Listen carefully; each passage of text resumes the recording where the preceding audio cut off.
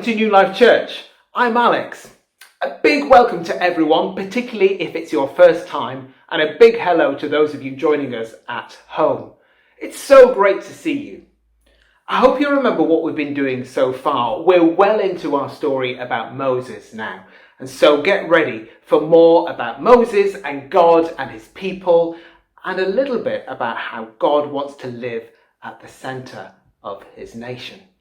Now, if you've got any questions, then don't be afraid to ask any of the adults around you, even if you need to go to the toilet, just ask. And if you're at home, then make sure you ask your mum or your dad or whoever looks after you all those tricky questions you've got. So, if you're ready to move on, let's go for it and hear more of our story of Moses.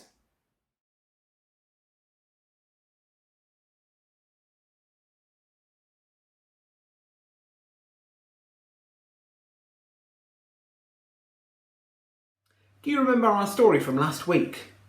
The people had promised to follow God. Then Moses had climbed up God's special mountain and had stayed there spending time with God for 40 days. Well, while Moses was up on God's special mountain with God, down on the ground, God's people had forgotten about their promise to him. In fact, they'd forgotten about almost everything.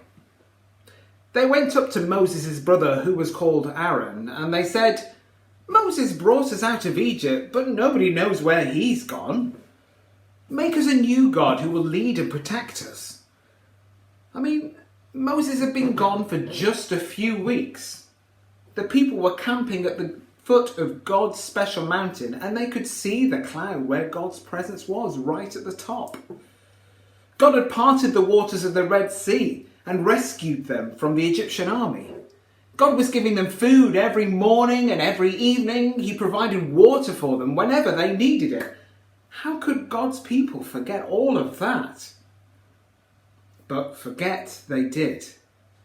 And instead of shouting at the people for being stupid, Aaron did what they wanted.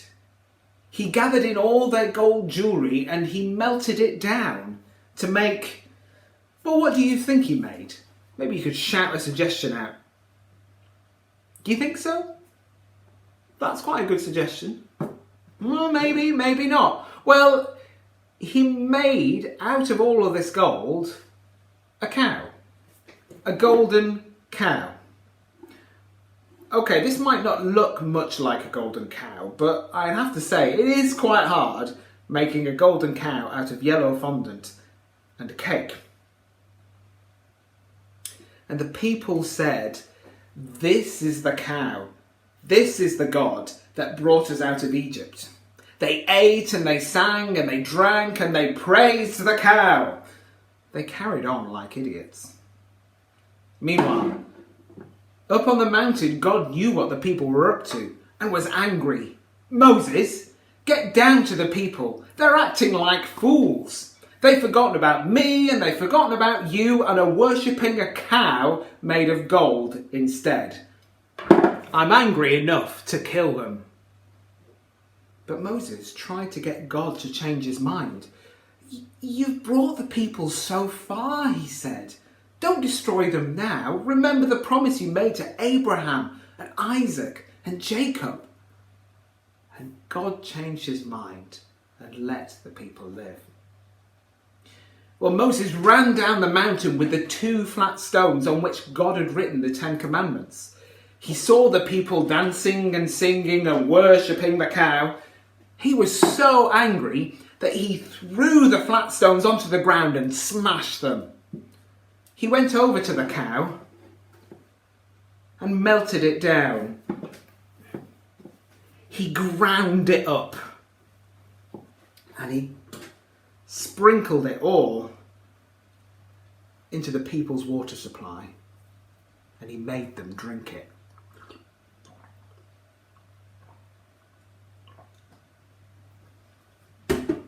Oh, feel a bit sick after that. Well, Moses went up to his brother Aaron and he said, "What were you thinking? Why did you make them do such a terrible thing?" "Oh, don't be angry with me," he replied. "You know what these people are like. I just threw the gold into the fire and out came this cow. Moses knew that the people were out of control and that it was Aaron's fault, even if he had tried to blame everyone else. Moses was so angry and he punished the people. Yet, he went back up the mountain to ask God to forgive them. Well, this wasn't the last time that the people would forget about God and go their own way. But God loved his people so much that he forgave them.